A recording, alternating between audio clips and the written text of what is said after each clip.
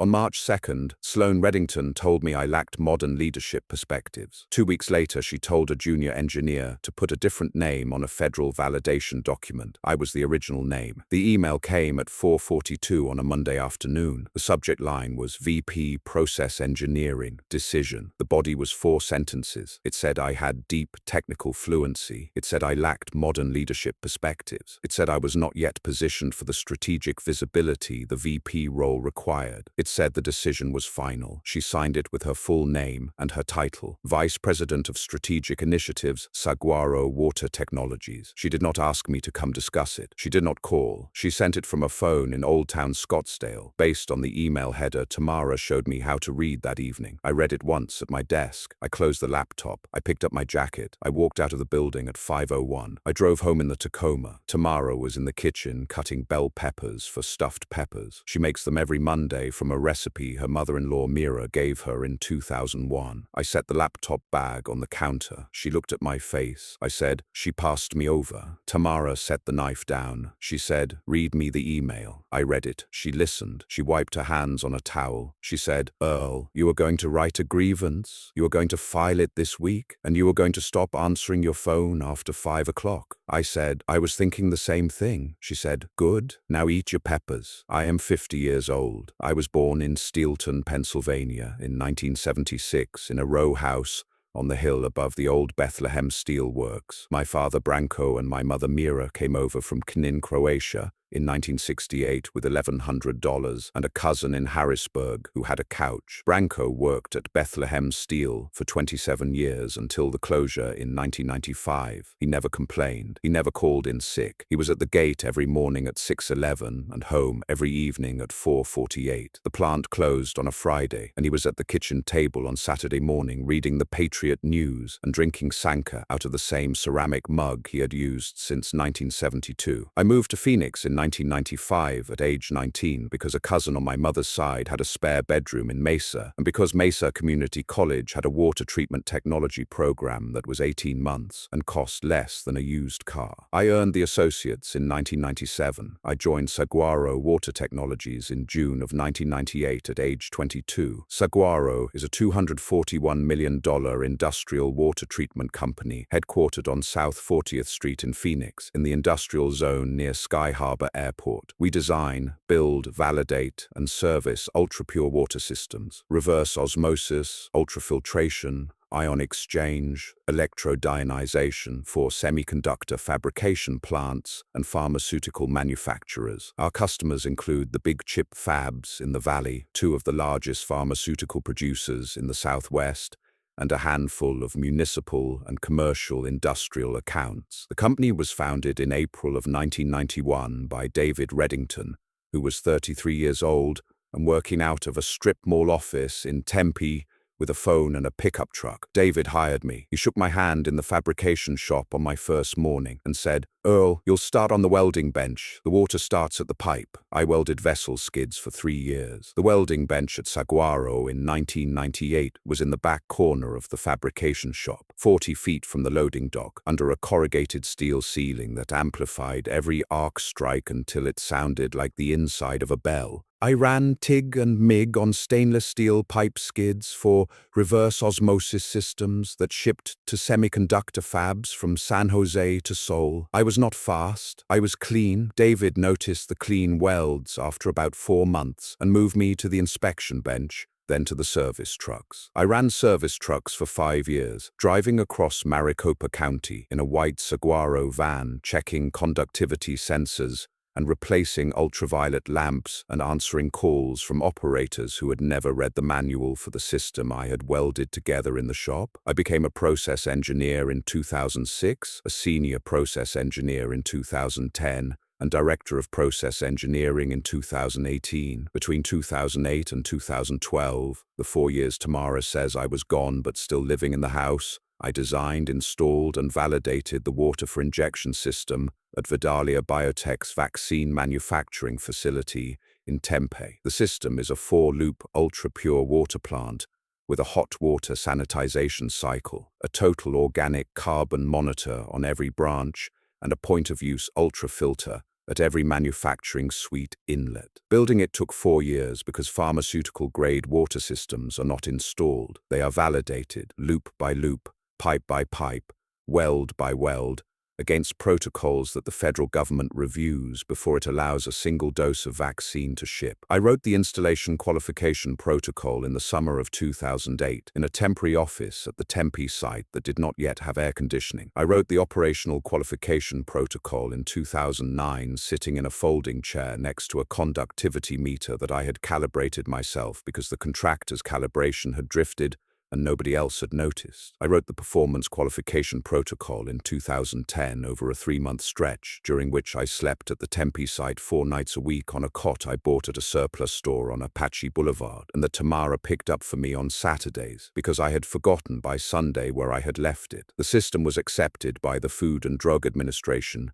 in 2012. The acceptance letter is framed in David Reddington's office. My name is in the second paragraph. The system is a $14 million ultra-pure water plant that supplies the loop-feeding Vidalia's manufacturing suites. Federal Good Manufacturing Practice regulations require a named subject matter expert for each critical system. For 12 years, I have been the named expert on the master installation, operational, and performance qualification protocols for Vidalia's water system. My signature attests to the system's compliance every time a regulatory document is generated. Under the electronic records rules, that signature is auditable, traceable, and personally consequential. If the signature is wrong, the document is wrong. If the document is wrong, the system is unvalidated. If the system is unvalidated, the vaccine line does not run. Vidalia Biotech is on a federal contract. The Biomedical Advanced Research and Development Authority, which is the federal government's pandemic preparedness procurement arm, to produce 47 million doses of a respiratory pandemic vaccine. The delivery milestones are in the third quarter of this year and the first quarter of next. The Food and Drug Administration pre-approval inspection at Vidalia's Tempe facility was scheduled for Monday, March 23rd. I knew that date. Sloan did not. David Reddington is 68 years old. He is the founder. He is still the CEO. He has been married 3 times. Sloan is his biological daughter from his first marriage to a woman named Patricia, divorced in 1993 when Sloan was 1. Patricia raised Sloan in Brooklyn. Father and daughter were estranged from 2008, Sloan's high school graduation, until 2024, when David reached out. They reconnected. David wanted to make something right. In March of 2025, he hired Sloan as Vice President of Strategic Initiatives at Saguaro. Sloan is 32. She has a Columbia Business School degree, 4 years at McKinsey, 2 in New York, 2 in San Francisco, and a vocabulary that includes the phrases process democratization, decoupling expertise from individuals, and operationalizing institutional memory. She has never operated a profit and loss statement. She has never validated a piece of equipment. She has never set foot on the floor of a vessel fabrication shop. She has never read a federal inspection finding or the response a company writes when it receives one. She lives in a new-build condo in Old Town Scottsdale and drives a leased Audi. Her professional networking profile reads, Operations Transformation Leader, former McKinsey, scaling industrial businesses for liquidity. She told me I lacked modern leadership perspectives. I have been the single point of contact between Saguaro and the federal government's regulatory apparatus on our largest customer for 12 years. If you have ever been told by a 32-year-old that you lack modern leadership perspectives after 28 years of showing up, hit subscribe and stay with me. On Thursday, March 5th, at 10:15 in the morning, I filed an internal grievance with the Human Resources Director, Janelle Pasquariello. The grievance alleged the promotion denial was retaliatory and discriminatory. Tamara helped me draft it the night before at the kitchen table. I used Saguaro's published grievance form. I submitted it in hard copy, signed and dated. Janelle received it. She filed it. On Friday, March 6th, Janelle took the grievance to Sloan. Sloan told Janelle to hold it pending legal review. Janelle did not escalate further. The grievance sat in a manila folder in Janelle's second desk drawer for the next 14 days. Between March 9th and March 13th, The shop floor began to feel my withdrawal. I stopped answering text messages after 5 in the afternoon. I stopped answering emails between 5 and 8 in the morning. I stopped doing the 30 or so vendor relations triage emails per week I had been absorbing for years without anyone noticing. 2. Vidalia conductivity excursions went unconsulted. Dimitri Russell, the senior process engineer I had trained, the only other person on any of the Vidalia protocols, fielded them. He came to my desk Friday afternoon and asked for a sit-down. I said, "Dimitri, I'm at 8 to 5. Bring me anything you need during those hours." He looked at me for about 3 seconds. He said, "Understood. My wife Tamara is a lead veterinary technician at Liberty Wildlife Rescue in North Phoenix. She rehabilitates raptors, red-tailed hawks, Harris's hawks, great horned owls, bald eagles. She met me in 1997 at a Mesa Community College extension course on aquatic biology. She was 20, I was 21. She was studying to be a veterinary tech, and she needed the biology credit. I needed the elective. We married in 2000. She has worked at Liberty for 18 years. She can splint a fractured coracoid on a juvenile red-tailed hawk in 14 minutes. She can suture a talon laceration on a great horned owl without sedation because great horned owls, she says, do not respond well to sedation, and she has lost too many to try. She is the calmest person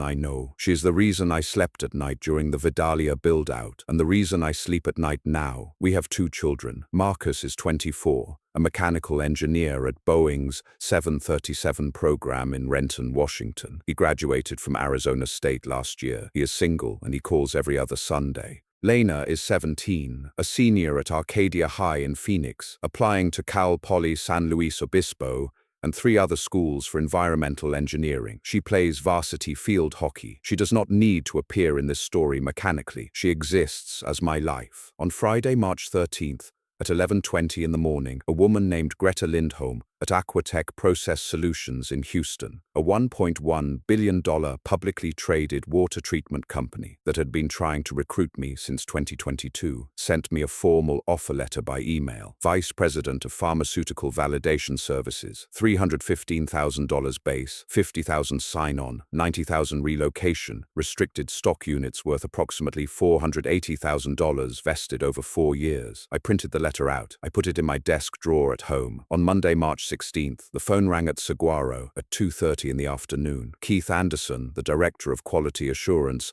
at Vidalia Biotech, was on the line. The FDA inspection on March 23rd would review the water system's most recent annual revalidation document. The document, dated February 28th, required my signature in the Master Qualification Continuity Attestation. The document Vidalia had received was signed only by Dimitri Russell. Keith wanted clarification. At 4:15 that afternoon, Sloan reviewed the situation. She called Dimitri into her office. She said, "Just put your name on the signature block where Earl's used to be. We're democratizing this process." Dimitri refused. He cited the Federal Electronic Records Rule and the fact that he was not the named expert on the master protocols. He told Sloan that putting his name in my signature block on a federal validation document would be a false statement under federal law. Sloan said, "Put a name on it, any name. The FDA doesn't read every signature." Dimitri left her office. He walked to his desk. He sat down. He wrote a contemporaneous account of the conversation and emailed it to Owen Whitford, Saguaro's internal compliance officer. That night I ate dinner with Tamara and Lena. Tamara told me about a red-tailed hawk she had been rehabilitating at the rescue for the past 12 weeks. The bird had been hit by a car on the Loop 101 and had a fractured coracoid that was healing slowly. Lena talked about a Cal Poly supplemental essay she was revising. I listened. I did not mention Sloan. I did not mention the signature block. I ate my dinner and I went to bed at 10. The phone was on the nightstand. I did not turn it off. I did not need to. Nobody called.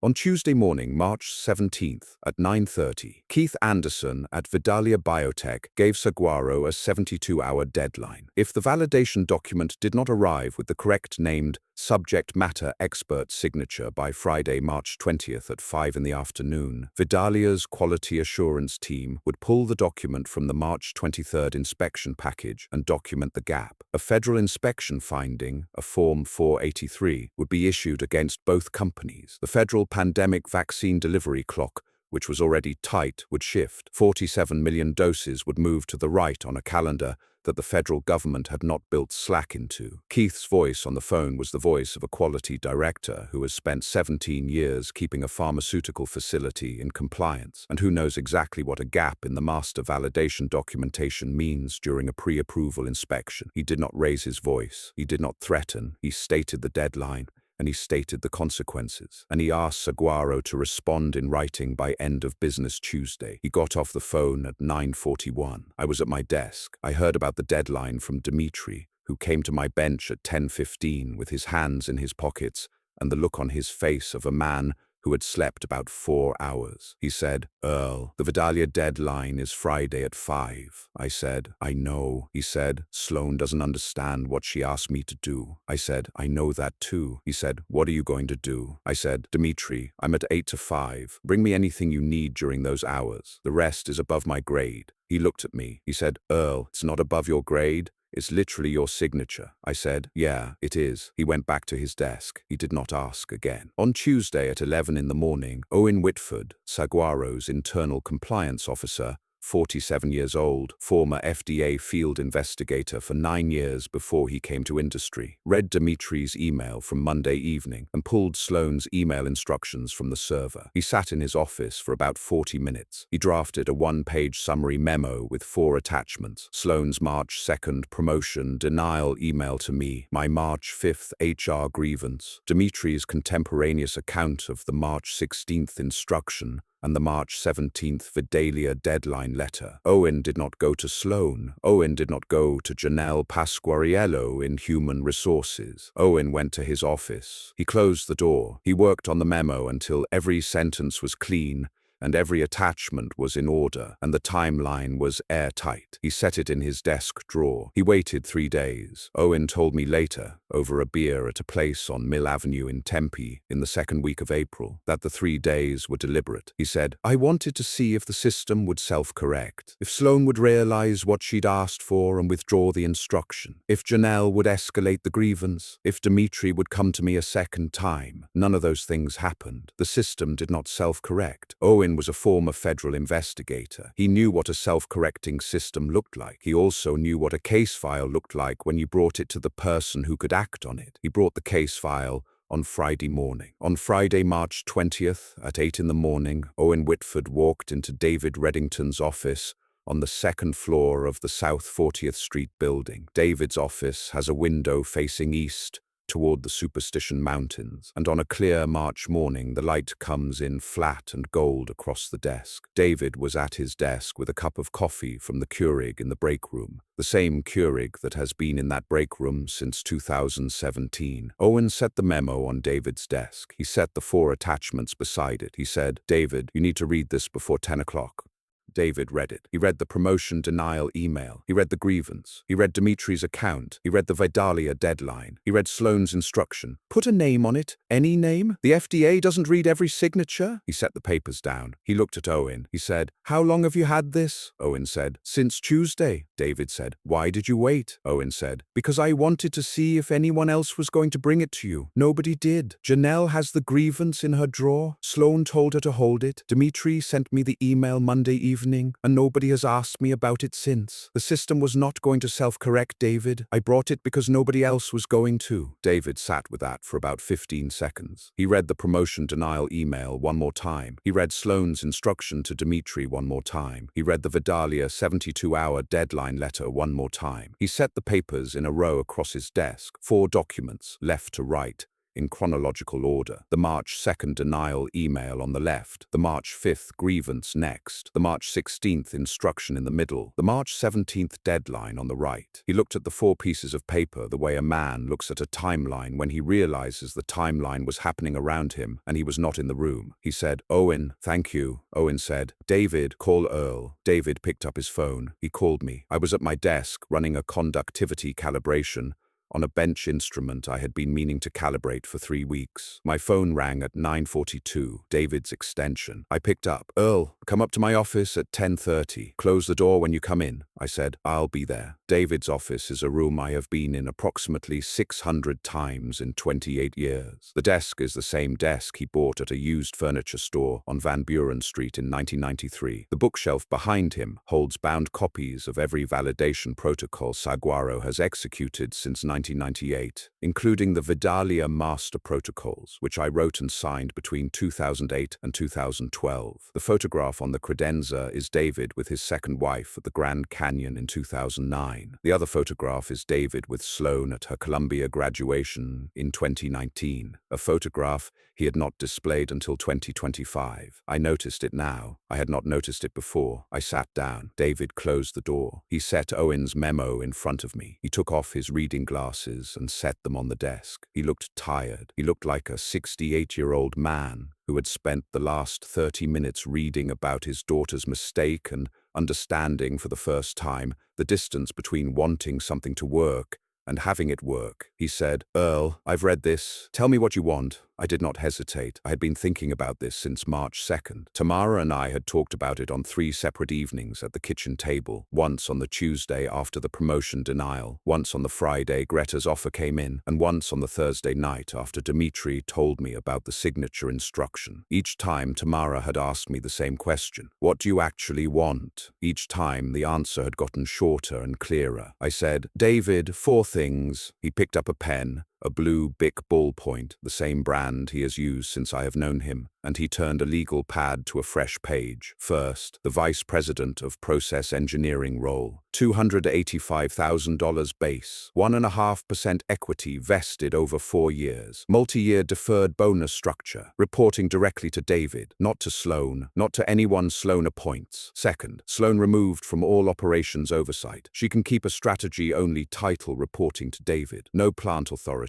No hiring authority over engineering. No access to validation document workflows. Third, 2 junior process engineers hired within 90 days. I want subject matter expert redundancy built into every critical customer account. I was the single point of failure on the Vidalia system, and that was my mistake as much as anyone's. The system was broken because I let it be broken. Fix it. Fourth, the signature forgery instruction. Sloan's March 16th email to Dimitri, documented and proactively disclosed to the Food and Drug Administration via a voluntary filing before it becomes a federal inspection finding or a warning letter. We file it ourselves. We do not wait for the FDA to find it. David wrote each one down. He did not interrupt. When I finished, he looked at the legal pad for about 15 seconds. He looked at the photograph of Sloan on his credenza. He looked back at me. He said, "Earl, on condition 3, you said that was your mistake too." I said, "It was. I should have insisted on the redundancy 5 years ago. I didn't because I liked being the one they called." David set the pen down. He said, "I'll sign this today. I'll talk to Sloan at 4. I said, "David, one more thing." He waited. I said, "Don't fire her. She's your daughter.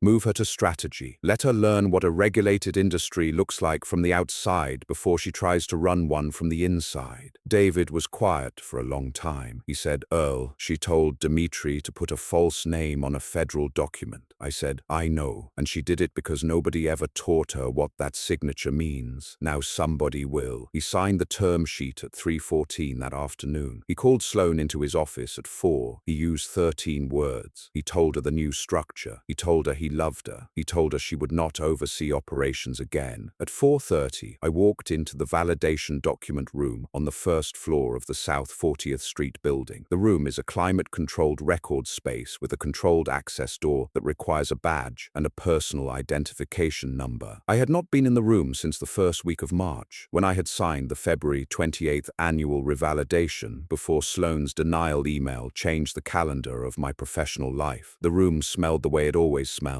Dry paper and toner and the faint ionized scent of the electronic record server humming in the rack behind the filing cabinets. I pulled the master qualification continuity attestation from the workflow queue on the electronic record system. I read it. Every line was the line I had written. Every protocol reference was the reference I had built. The signature block had my name in it, the name that had been in that block since 2008. I signed it. The system recorded the signature with a timestamp and a hash, and a personal identification number verification under the Federal Electronic Records Rule. The timestamp read 4:32 in the afternoon, Friday, March 20th, 2026. The document was couriered to Vidalia Biotech's Tempe facility by a Saguaro driver named Luis, who has been running the Tempe route since 2014. Keith Anderson received it at 4:48, 12 minutes before the deadline. Keith called me at 4:51. He said 2 words. He said, "Thank you." He hung up. On Monday, March 23rd, the Food and Drug Administration's Compliance Safety Officer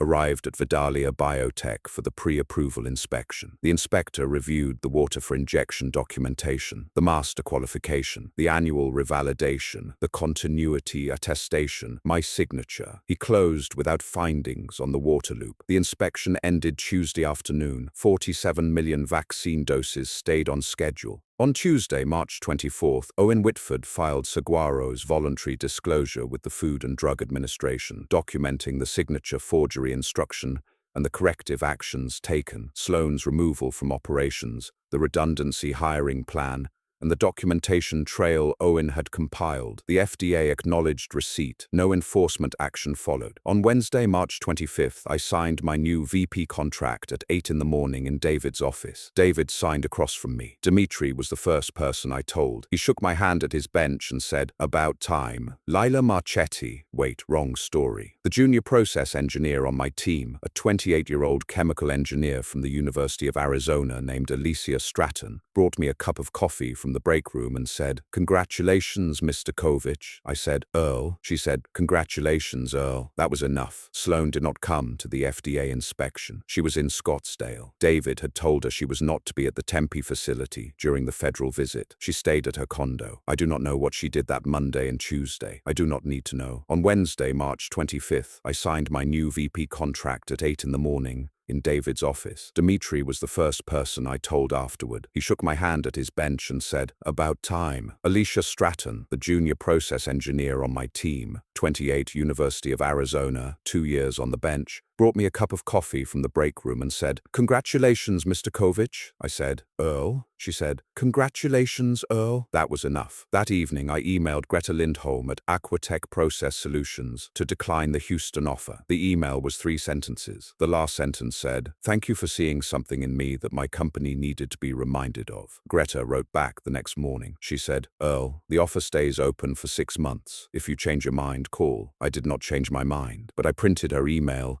and I put it in the drawer at home next to the original offer letter, because Tamara had taught me a long time ago that you keep the receipts. I told Tamara that Wednesday night. She was at the kitchen table gluing a Raptor Band serial number tag to a rehabilitation record sheet for the red-tailed hawk. She looked up. She said, "You took the job." I said, "I took the job." She said, "Good. Now help me with this band tag." I helped her with the band tag. Lena came downstairs at 9:30 for a glass of water. She looked at us at the table. She said, "You two are doing bird paperwork at 9:30 on a Wednesday." I said, "We are." She said, "Normal family." She went back upstairs. Sloan stayed at Saguaro in the strategy-only role. She reported to David. She had no plant authority. She had no hiring authority. She did not attend the engineering stand-ups. She did not attend the validation workflow reviews. She attended the quarterly board meetings, and she presented market analyses, and she was, by the accounts of 2 people I trust, good at the strategy work when the strategy work did not touch operations. I saw her once in the hallway outside David's office. In the second week of April, she was carrying a laptop and a folder. She looked at me. She did not say anything. I did not say anything. We passed each other the way 2 people pass in a hallway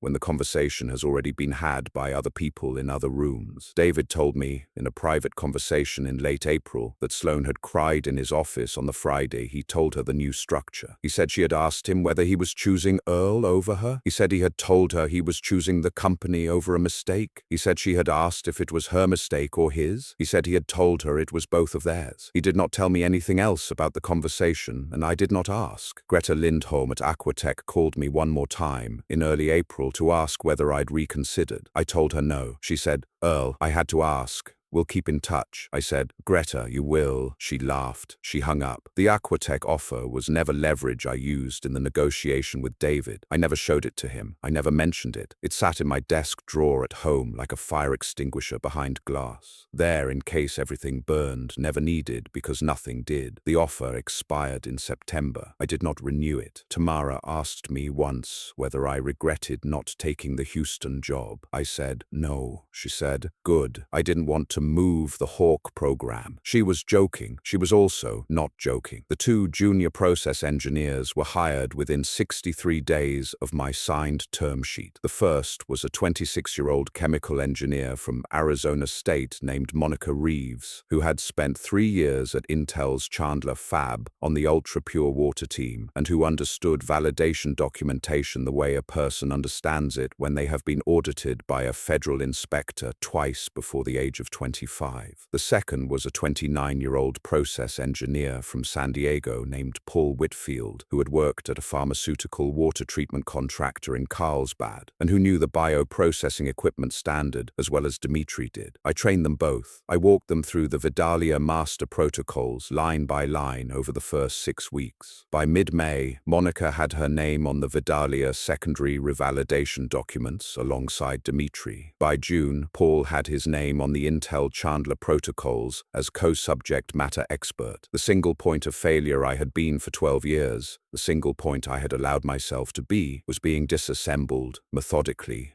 by the two people I had chosen to replace the parts of me that should never have been only me. Dimitri came to my office one afternoon in the 3rd week of April. I had an office now on the 2nd floor next to David's, with a window facing the Superstition Mountains, and he sat down across from me, and he said one thing, "Earl, thank you for not leaving." I said, "Dimitri, thank you for not signing." He nodded. He went back to his bench. That was the whole conversation. In the 3rd week of April, Janelle Pasquariello asked me to come by her office. She had the grievance file. She set it on her desk. She said, "Earl, I should have escalated this the day Sloan told me to hold it. I didn't. I'm sorry." I said, "Janelle, you filed it. You countersigned Marjorie's receipt. The system worked because you put it in the file." She looked at the file for a long time. She said, "The system worked because Owen brought it upstairs." "I should have brought it upstairs." I said, "Next time, you will." She nodded. She put the file in the cabinet. She closed the drawer. David Reddington and I had a standing Thursday afternoon coffee in his office starting the last week of March. Every Thursday at 4. No agenda. He talked about the company. I talked about the engineering. He told me once, in the 2nd week of April,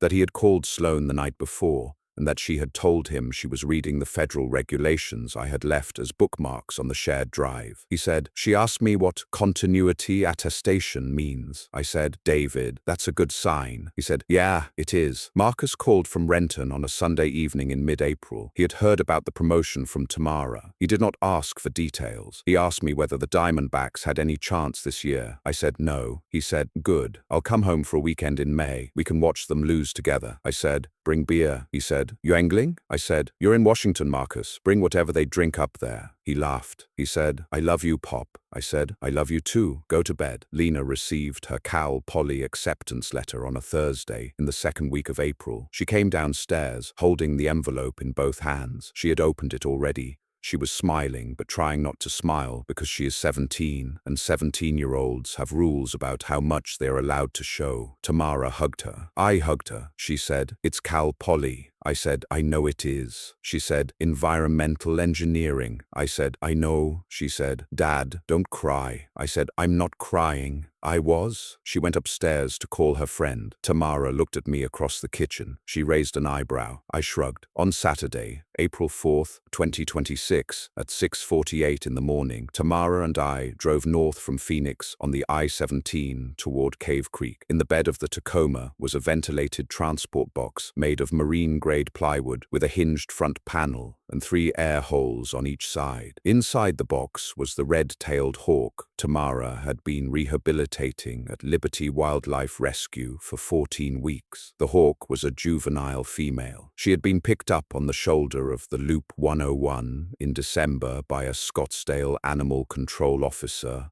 after a vehicle strike, fractured coracoid, the bone that connects the wing to the breastbone. Tamara had splintered it, fed her through 12 weeks of cage rest, and then 2 weeks of flight conditioning in the outdoor Raptor flight enclosure at the rescue facility. The hawk had gained weight. She had regained full range of motion. The veterinarian at Liberty, a man named Dr. Philip Stadler, who has been running the Raptor program for 21 years, signed the release authorization on Thursday. The hawk had a name. Liberty Wildlife names their long-term rehab patients for tracking purposes. But Tamara does not tell me the names. She says naming a wild animal that is going back to the wild creates an attachment the animal does not need, and the technician does not need either. She calls them by their intake number. This one was LW-25-0412, 14 weeks, fractured coracoid, full recovery. The release site is a low ridge north of Cave Creek in the Sonoran Desert on Bureau of Land Management land that Liberty Wildlife has used for raptor releases since 2005. The ridge faces east. The morning sun was up by the time we parked the Tacoma at the trailhead and carried the box up the slope. 2 other Liberty Wildlife volunteers, a retired Tempe schoolteacher named Connie and a graduate student in wildlife biology at ASU named Jordan, helped carry. The hike was about 800 yards. We set the box on the flat ground at the top of the ridge. The saguaros were still in shadow on the west side. The creosote smelled like rain that had not come yet. A cactus wren was calling from somewhere below us. Tamara knelt beside the box. She unlatched the front panel. She opened it slowly. The hawk stepped out. She stood on the edge of the box for about 4 seconds. She looked east. She looked south. She looked at Tamara once, or at the space where Tamara's hands had been, the hands that had held her still for the splinting, the hands that had fed her mice through a stainless feeding tube, the hands that had measured her wing extension at 14 weeks,